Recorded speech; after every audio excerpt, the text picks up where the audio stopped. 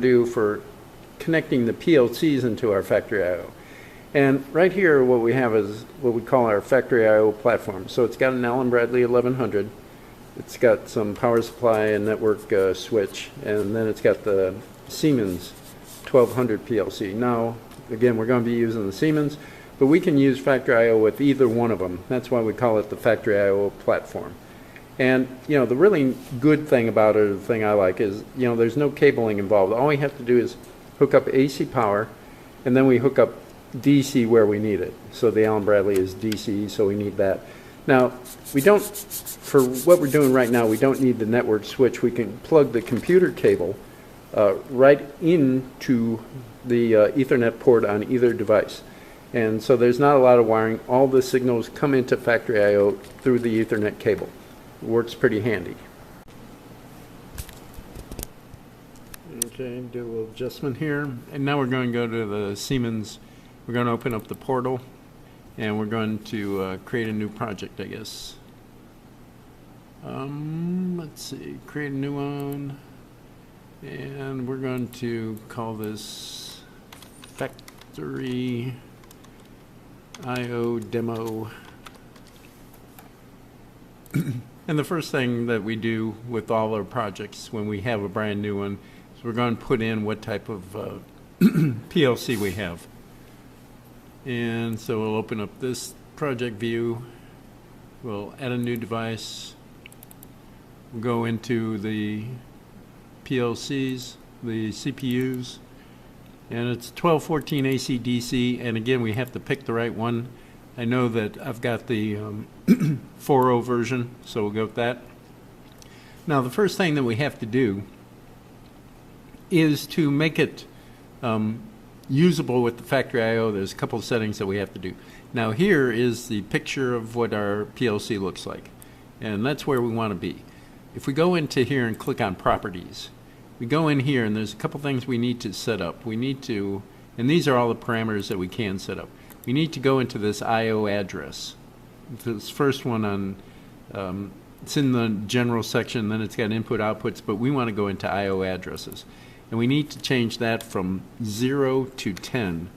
And that's something that the factory I/O needs done. I'm not quite sure why, but we're going to do it anyway. And then if you go into protection, now here it says full access, but what we really need to make sure of is right below this, this connection mechanism has to be checked. And this is for get put. And that's what the factory I/O needs. It needs to be able to get and put information into the Siemens. So once we have that, we give the focus to the PLC, we right click, and then we say download to device the hardware configuration. And here we'll probably have to set up our communications, which again it's going to be the Profinet. And okay, so it's on the Profinet, and our Ethernet 2 is our orange cable. So first we're going to see what devices are out there, and we'll see our PLC with that address. And you have to wait until it fully finishes. We still got the spinning circle, so we're not done. But now we can load it. And it goes through some things. It should be able to load by itself. So load it. It'll come back when it's done and it'll say finish. Sometimes you have to stop the PLC to load it if there was something in there before. But we should be good, and now we can start writing some code. So we're going to go into the program blocks, going into the main, and the first thing we're going to do is we're going to pull in a contact for the push button for our start signal. So it's PB, and we'll underscore START. Now here you put the contact in, you have to right click on it to define the tag. Now this is going to be a global input. Now you have to make sure when you're using this factory I/O, and I've got to pull up my factory I/O, when we look at our drivers on there, it has the inputs and outputs, and when we pull in our 1200, we have to use these inputs and outputs. So the start is on 1.0, the stop is on 1.2. Make sure you use the right addresses, otherwise you're going to have problems, obviously. So we're going to pull in the stop, and We're going to call that PB stop.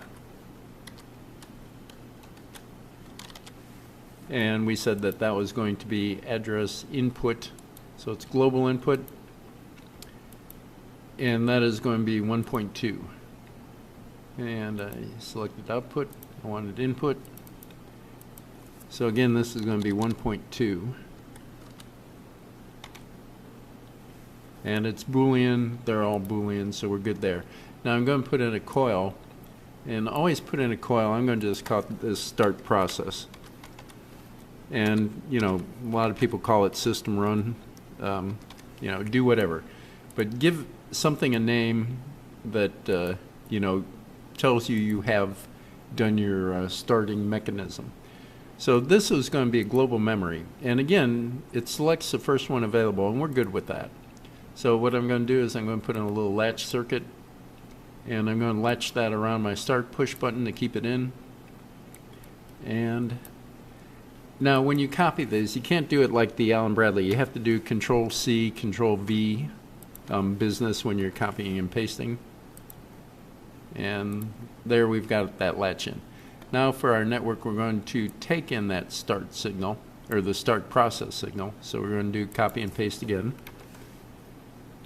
And then, you know, what we said is we have to generate the first emitter signal. So what I'm going to do is I have my start process bit, which latches in as soon as I press my start bit, or push button. But it's still going to be, it's going to latch while I still have my finger on the start. So I'm going to take my start bit and put in the start process, and that's what I'm going to use for my emitter signal. So my emitter is going to be an output, and that output we have defined as 1.0. And again, make sure you've got all these inputs and outputs correct. So that's going to drop the emitter. Now we said what happens is when we have that emitter signal, we need to turn on the conveyor entry. So one of the things that we can use and rather than use this type of latch, you can use this type of latch, but Allen Bradley also has some pretty useful functions. And in here in the bit logic, they have a reset, or it's a flip-flop. But this is a set reset, and then they have reset set, and they're slightly different. We want the SR flip-flop. We're going to put it in there. And what happens is when we see that emitter signal, this output is going to be high.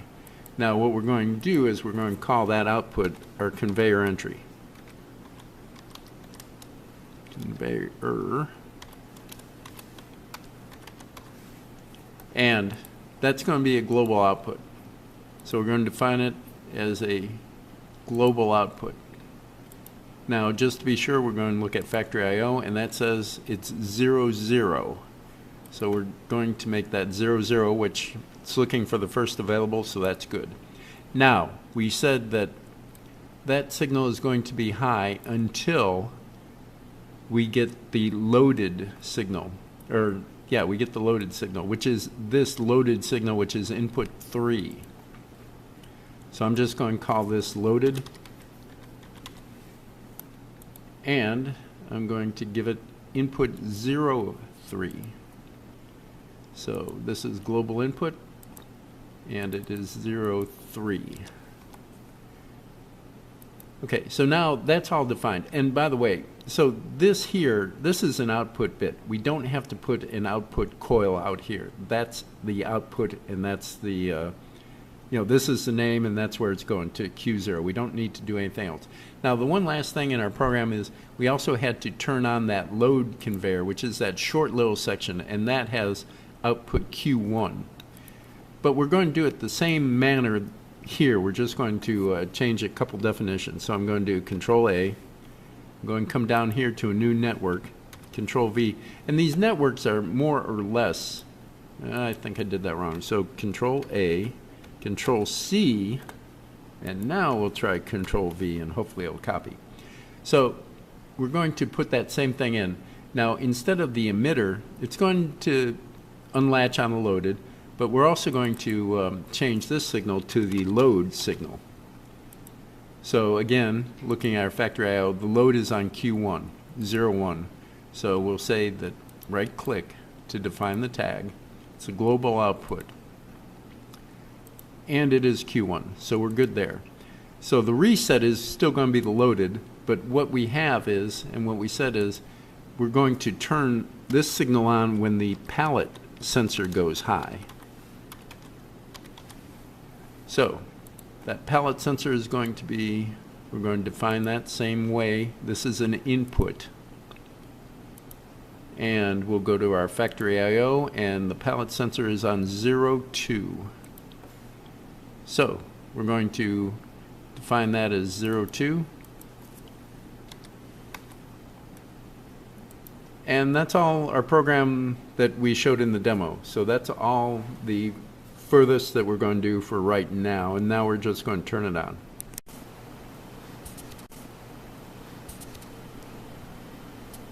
Okay, so now we're ready to put this on. What we're going to do is we're going to compile our program, make sure it looks good. And when we compile it, down here it says 0 errors, 0 warnings, so we're in good shape.